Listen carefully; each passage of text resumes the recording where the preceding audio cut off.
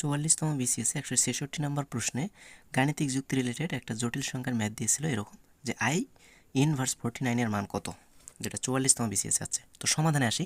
তো তার আগে আমরা জেনে নেই যে আই স্কোয়ার এর মান কত। আই স্কোয়ার মান হচ্ছে -1। তাহলে এইখানে আমরা লিখতে পারি, যেহেতু আই ইনভার্স 49, তো এটাকে আমরা লিখতে পারি 1/i⁴ ইনভার্স মানে আমরা বাই আকারে লিখতে পারি।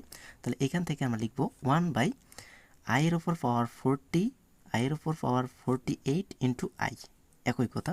তাহলে এখান থেকে আমরা বলতে পারি যে 1/i² তার উপর পাওয়ার i², অর্থাৎ 48 মিলাতে গেলে কত লাগে? তো 48 মিলাতে গেলে 24 লাগে।